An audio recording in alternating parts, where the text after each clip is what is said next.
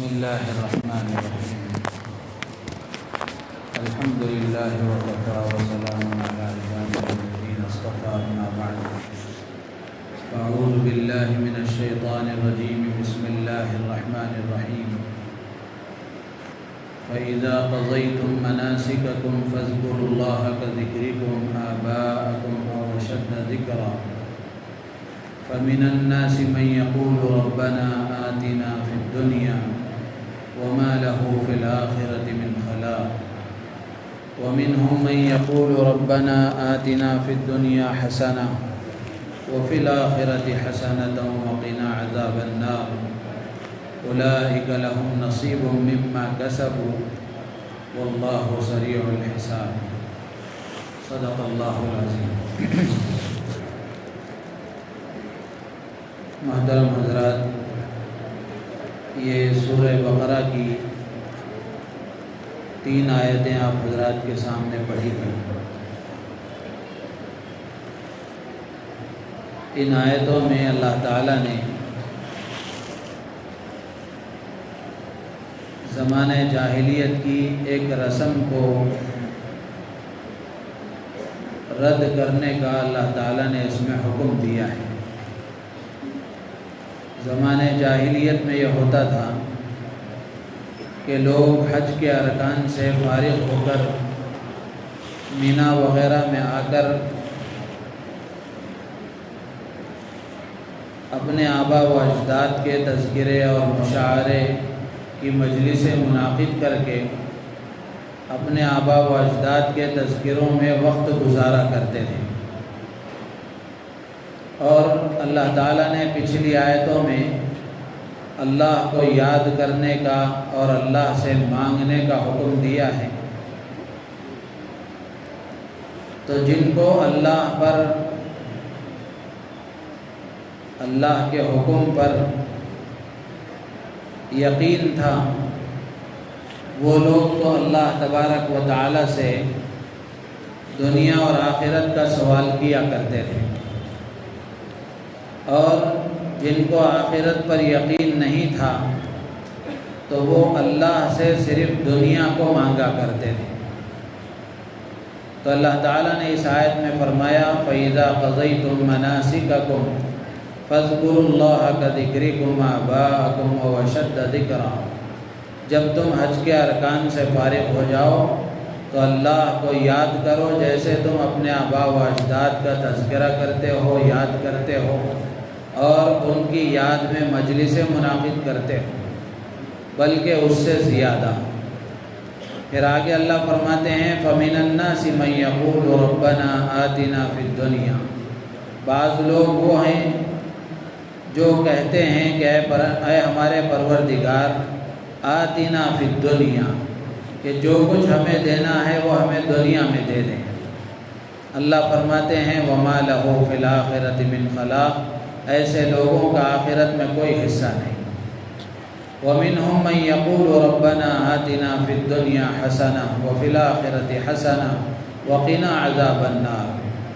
اور کچھ لوگ وہ ہیں جو کہتے ہیں اور اللہ سے مانگتے ہیں کہ ہمارے پروردگار دنیا میں بھی بھلائی عطا فرما، آخرت میں بھی بھلائی عطا فرما اور جہنم کے عذاب سے ہماری حفاظت فرما. تو اللہ تعالیٰ فرماتے ہیں اولئک لہم نصیب مما کسبوا، کہ ان کو ان کے اعمال کا بدلہ اور حصہ مل کر رہے گا. تو ان آیتوں کے پس منظر میں اللہ سے مانگنے والوں کی 3 قسمیں ہیں. جو اللہ سے مانگنے والے، دعا کرنے والے ہیں، ان کی 3 قسمیں ہیں. ایک تو وہ جو اللہ سے صرف دنیا طلب کرتے ہیں، جیسے زمانے جاہلیت کے لوگ وہ اللہ سے مانگتے تھے صرف دنیا کا سوال کرتے تھے. تو اللہ سے مانگنے والوں کی ایک قسم وہ ہے جو صرف اللہ سے دنیا کا سوال کرتے ہیں کہ اللہ ہمیں عزت دے، شہرت دے، اولاد دے، کاروبار میں برکت دے. تو اس طرح دنیا کی چیزوں کا صرف سوال کرتے ہیں. اور کچھ لوگ وہ ہیں جو صرف آخرت کا سوال کرتے ہیں. دنیا کا سوال نہیں کرتے بلکہ صرف آخرت کا، دنیا سے لا تعلقی کے ساتھ زندگی گزارتے ہیں، صرف آخرت کا سوال کرتے ہیں، تو یہ بھی شرعاً پسندیدہ چیز نہیں ہے کہ آدمی ایک دم دنیا سے بے خبر ہو جائے۔ اس لیے کہ حضرت مولانا خالد سیف اللہ صاحب رحمانی دامت برکاتہم نے اپنی تفسیر میں لکھا ہے کہ آدمی صرف آخرت کا اللہ سے سوال کرے اور دنیا کا سوال نہ کرے تو گویا یہ اللہ سے ایک طرح سے بے نیازی کی علامت ہے کہ آدمی گویا اس بات کا اظہار کر رہا ہے کہ دنیا کے معاملات میں اللہ کی رحمت کی ضرورت نہیں ہے یا اللہ کی توجہ کی اور اللہ کے فضل خاص کی ضرورت نہیں ہے، تو اس طرح گویا ایک بے نیازی کی علامت ہے۔ اور تیسری قسم وہ ہے جو اللہ کے فرما بردار اور ہوشیار بندے، وہ اللہ سے دنیا کا بھی سوال کرتے ہیں، آخرت کا بھی سوال کرتے ہیں، دنیا کی بھلائی بھی مانگتے ہیں، آخرت کی بھلائی بھی مانگتے ہیں۔ تو ان تین لوگوں میں سے پہلی جو قسم ہے کہ صرف دنیا کا سوال کرنا، کہ آدمی نیک اعمال کر رہا ہے تو وہ بھی دنیا کے خاطر، جیسے نماز پڑھ رہا ہے وہ بھی دنیا کے حاصل کرنے کے لیے، دعائیں کر رہا ہے وہ بھی دنیا کے حاصل کرنے کے خاطر۔ مثال کے طور پر آپ دیکھ لیں کہ کچھ لوگ ایسے آپ کو ملیں گے جو زبان پر شکوہ شکایت کرتے ہوئے نظر آئیں گے کہ ہم نماز بھی پڑھ رہے ہیں، روزہ بھی رکھ رہے ہیں، اللہ کے ہر حکم کو پورا کر رہے ہیں، لیکن اس کے باوجود ہم پر سے مصیبتیں نہیں ہٹتی، ہمارے کاروبار میں ترقی نہیں ہوتی یا ہمارا فلاں کام نہیں ہوتا۔ تو اس کا مطلب یہی ہوا کہ یہ سارے کام وہ اپنے مطلب کے لیے کر رہے تھے، یہ سارے کام وہ اپنے دنیا کے مقاصد کو حاصل کرنے کے لیے کر رہے تھے۔ اگر اللہ کو راضی کرنے کے لیے کرتے تو زبان پر یہ جملے نہیں آتے۔ تو صرف دنیا اللہ سے مانگنا اور صرف دنیا کا اللہ سے سوال کرنا یہ بھی پسندیدہ نہیں ہے، اور صرف آخرت کا سوال کرنا، دنیا سے لا تعلقی کے ساتھ زندگی گزارنا یہ بھی شرعاً پسندیدہ نہیں ہے۔ حضرات انبیاء کرام علیہ الصلاۃ والسلام اور صحابہ کرام سلف صالحین، اولیاء کاملین، بزرگان دین، اللہ والوں کی زندگیوں میں ہم دیکھیں گے تو وہ اللہ سے دنیا کی بھلائی بھی مانگتے تھے اور آخرت کی بھلائی بھی مانگتے تھے۔ تو قرآن میں اللہ نے یہ دعا سکھائی ہے کہ ربنا آتنا فی الدنیا حسنہ، کہ اے پروردگار ہمیں دنیا میں بھی بھلائی عطا فرما اور آخرت میں بھی بھلائی عطا فرما۔ تو دونوں جہاں کی عافیت اللہ سے مانگنا یہ اللہ کے نیک بندوں کا طریقہ ہے، انبیاء کا طریقہ ہے، صحابہ کا طریقہ ہے۔ تو اس لیے رمضان کا یہ مبارک مہینہ، اس کا ایک ایک لمحہ بھی قیمتی ہے اور دعاؤں کی قبولیت کے بے شمار مواقع ہیں۔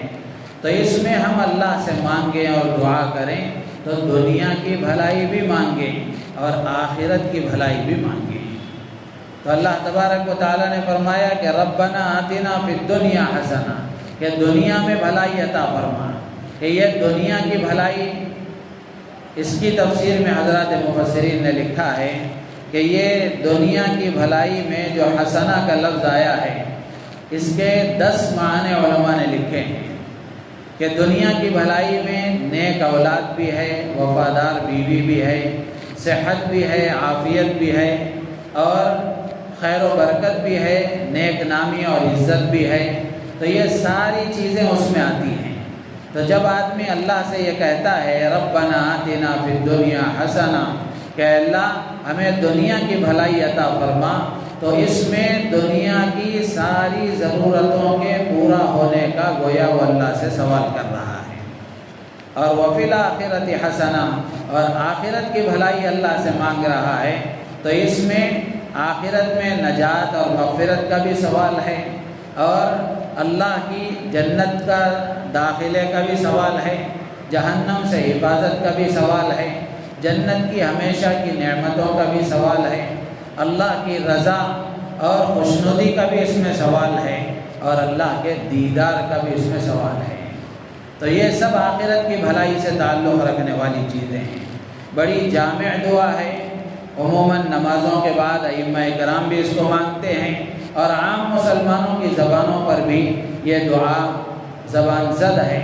لیکن افسوس کی بات یہ ہے کہ ہم عربی دعا تو پڑھ لیتے ہیں، لیکن دعا میں ہم اللہ سے کیا کہہ رہے ہیں وہ ہمیں معلوم نہیں ہوتا۔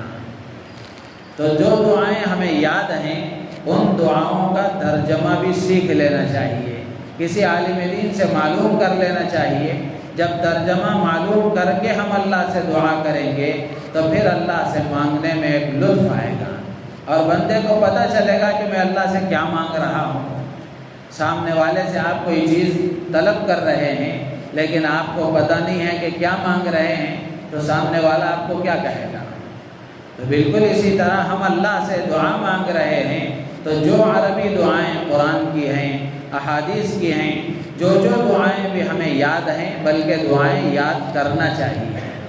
سلف صالحین کا معمول رہا ہے، اللہ کے نیک بندوں کا معمول رہا ہے کہ وہ قرآن کی دعائیں اور حدیث کی دعائیں اللہ سے مانگا کرتے تھے۔ ایک بزرگ نے فرمایا کہ جو دعائیں اللہ کے نبی علیہ الصلوۃ والسلام سے منقول ہیں، وہ دعائیں اگر کوئی بندہ آج مانگتا ہے تو اللہ کو وہ لمحہ یاد آتا ہے جس لمحے اللہ کے نبی کی زبان سے یہ الفاظ ادا ہو رہے تھے۔ تو جس طرح اللہ نے نبی کی زبانی جب یہ الفاظ نکلے تھے قبول فرمایا تھا، آج اگر کوئی بندہ ان دعاؤں کو استحضار کے ساتھ مانگتا ہے اللہ تعالیٰ آج بھی قبول فرماتے ہیں۔ تو اس لیے قرآن کی دعاؤں کو یاد کرنا چاہیے اور احادیث کی دعاؤں کو یاد کرنا چاہیے، اور دعاؤں کا مطلب بھی معلوم رکھنا چاہیے کہ ہم اللہ سے کیا مانگ رہے ہیں۔ تو یہ جو دعا ہے ربنا آتنا فی الدنیا حسنہ، بڑی جامع دعا ہے۔ اللہ کے نبی علیہ الصلوۃ والسلام کے بارے میں آتا ہے اللہ کے رسول علیہ الصلوۃ والسلام کثرت سے یہ دعا مانگا کرتے تھے۔ علماء نے لکھا ہے خاص طور سے خصوصیت کے ساتھ طواف کے دوران میں یہ دعا مسنون ہے۔ تو یہ بڑی جامع دعا ہے، اس میں دنیا کی بھلائی کا بھی سوال ہے، آخرت کی بھلائی کا بھی سوال ہے۔ ایک بزرگ ہیں پڑوس کے حضرت مولانا عبد المجید صاحب لدھیانوی رحمۃ اللہ علیہ، ان کے حوالے سے ایک کتاب میں لکھا ہے کہ وہ یہ کہا کرتے تھے کہ ربنا آتنا فی الدنیا حسنہ، یہ دنیا کی جو بھلائی ہے اس کی ایک تفسیر حضرت علی رضی اللہ تعالیٰ عنہ سے منقول ہے کہ دنیا کی بھلائی سے مراد نیک بیوی ہے، فرما بردار وفادار بیوی ہے۔ تو اگر کوئی آدمی یہ چاہتا ہے کہ نیک بیوی ملے، وفادار بیوی ملے، یا جو بیوی ملی ہوئی ہے وہ نیک بنے، وفادار بنے، فرما بردار بنے، تو اس کو چاہیے کہ وہ استحضار کے ساتھ یہ دعا اس خیال کے ساتھ مانگا کرے اللہ کی ذات سے امید ہے کہ جو بغیر بیوی کے ہیں انہیں نیک بیوی ملے گی، اور جن کی بیویاں ہیں ان کی بیویاں نیک ہوں گی۔ تو اس لیے اللہ سے خیر کا سوال کرنا چاہیے، اللہ سے خیر کا سوال کرنا چاہیے۔ اسی طریقے سے اور بھی دعائیں قرآن پاک میں بھی موجود ہیں، احادیث میں بھی موجود ہیں۔ ان دعاؤں کو سیکھ کر انہی کے ذریعے سے اللہ سے اگر ہم مانگیں گے تو ہماری دعائیں اللہ کی بارگاہ میں قابل قبول ہوں گی۔ اسی طرح آج کی تراویح میں قرآن کی جو سب سے عظیم آیت ہے آیت الکرسی، وہ بھی پڑھی گئی۔ اس کے بھی بڑے فضائل اللہ کے نبی علیہ الصلوۃ والسلام نے بیان فرمائے۔ اللہ کے نبی علیہ الصلوۃ والسلام فرماتے ہیں کہ قرآن میں سورہ بقرہ میں ایک آیت ہے جو سیدۃ آیات القرآن، جو قرآن کی آیتوں کی سردار ہے، قرآن کی آیتوں میں سب سے افضل آیت ہے۔ اللہ کے نبی فرماتے ہیں کہ جس گھر میں یہ آیت پڑھی جاتی ہے اس گھر سے شیطان نکل جاتا ہے۔ ایک تو پورے سورہ بقرہ کے بارے میں ہے اور ایک سورہ آیت الکرسی کے بارے میں بھی ہے۔ اسی طرح اللہ کے نبی علیہ الصلوۃ والسلام نے ایک اور روایت میں فرمایا کہ جو آدمی ہر فرض نماز کے بعد آیت الکرسی پڑھنے کا اہتمام کرتا ہے تو جنت میں داخلے کے لیے سوائے موت کے اور کوئی چیز اس کے لیے رکاوٹ نہیں ہے۔ تو اس لیے آیت الکرسی کو سیکھنا چاہیے، یاد کرنا چاہیے اور اس کے پڑھنے کا اہتمام کرنا چاہیے۔ یہ ہمارے لیے دنیا کے نفع کی چیز بھی ہے، آخرت کے نفع کی چیز بھی ہے۔ اسی طریقے سے سورہ بقرہ کی آخری 2 آیتیں وہ بھی پڑھی گئی، اس کے بھی بڑے فضائل ہیں۔ اللہ کے نبی علیہ الصلاۃ والسلام نے فرمایا کہ یہ سورہ بقرہ کے آخری جو 2 آیتیں ہیں یہ مجھے اس خزانے سے دی گئی جو عرش کے نیچے ہیں۔ عرش کے نیچے جو خزانہ ہے اللہ تبارک و تعالیٰ نے اس خزانے سے مجھے عطا فرمائی ہیں۔ اللہ کے نبی فرماتے ہیں لہذا تم خود بھی اس کو سیکھو، اپنی عورتوں کو سکھاؤ، اپنے بچوں کو سکھاؤ۔ اور اسی طریقے سے ایک اور روایت میں آتا ہے اللہ کے نبی علیہ الصلاۃ والسلام فرماتے ہیں کہ سورہ بقرہ کی یہ جو 2 آخری آیتیں ہیں، جو آدمی رات میں ان 2 آیتوں کو پڑھ لیتا ہے یہ 2 آیتیں اس کے لیے کافی ہو جاتی ہیں۔ تو اس لیے بڑی فضیلتیں اس کی ہیں۔ حضرت عمر رضی اللہ تعالیٰ عنہ فرمایا کرتے تھے جس آدمی میں ذرا بھی عقل ہے وہ رات میں ان 2 آیتوں کو پڑھے بغیر نہیں سو سکتا، اس لیے کہ بڑی فضیلت والی آیتیں ہیں۔ تو اس لیے آیت الکرسی ہو یا سورہ بقرہ کی آخری آیتیں ہوں، اسی طرح اور بھی جو فضیلت والی صورتیں ہیں، کم سے کم ان صورتوں کا ذخیرہ تو اپنے دل میں رکھنا چاہیے۔ اللہ کے نبی علیہ الصلاۃ والسلام نے اپنی چاہت کا اظہار فرمایا کچھ صورتوں کے بارے میں کہ میری خواہش ہے کہ یہ صورت میرے امتی کے دل میں ہو۔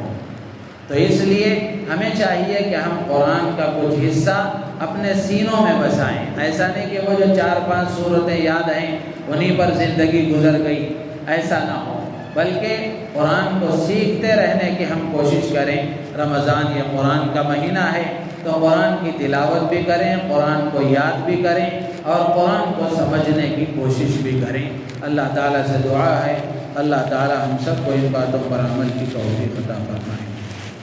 سبحان اللہ و بحمدہ۔